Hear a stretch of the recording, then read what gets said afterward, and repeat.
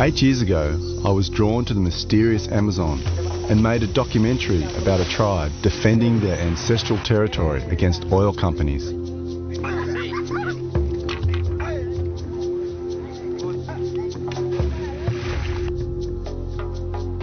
Enticed by the mystery of ancient knowledge, I'm returning 8 years later with my new family to meet some of the keepers of the knowledge, the medicine men, the tribal shamans. I'd heard about a sacred vine called Ayahuasca, which enabled the shaman to have visions of the future and communicate with the spirit world and the natural kingdom. I knew that historically, altered states of consciousness have been an integral part of many cultures, and in tribal societies, these states have often been induced by taking hallucinogenic plants, with the shaman acting as the spiritual guide. I was curious as to why the United Nations had outlawed ayahuasca, and I wanted to experience the ayahuasca ritual and gain insights into the shaman's world. My journey would lead me head-on into the global war on drugs. Every society chooses a small number of substances, no matter how toxic, and enshrines them in its cultural values, then demonizes all other substances, and then persecutes and launches witch hunts against those users. I am thrust into life-threatening situations between worlds of opposing values.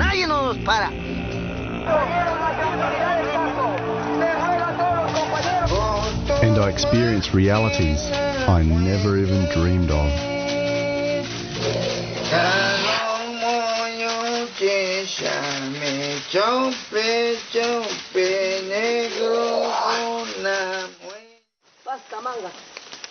I felt how my modern lifestyle had allowed a sort of separation to develop between myself and nature.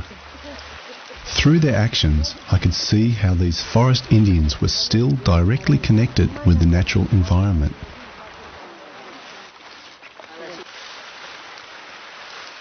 I felt like I had journeyed back in time. I felt privileged to be able to participate in this ancient ritual.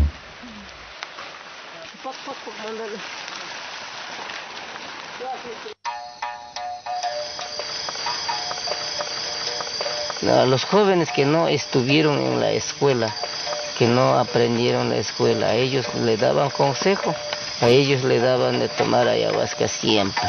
No es droga, sino es para conocer visión.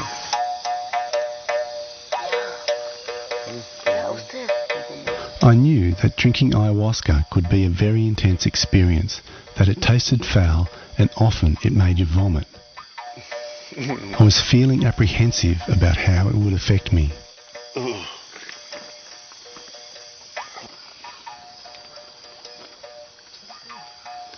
Millions of people take ayahuasca in the Amazon. It is the largest psychedelic religion on earth. The waking world and the world of the dream become one.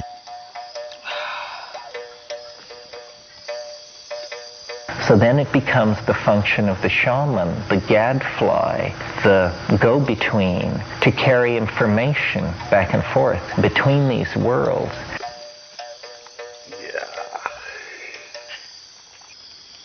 Everything sounds really loud and alive.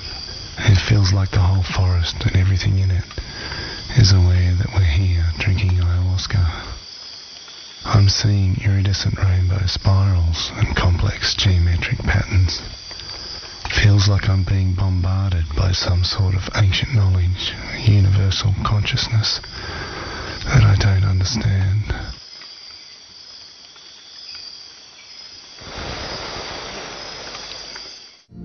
In Ecuador, thousands of people were evacuated as a number of volcanoes began to violently erupt.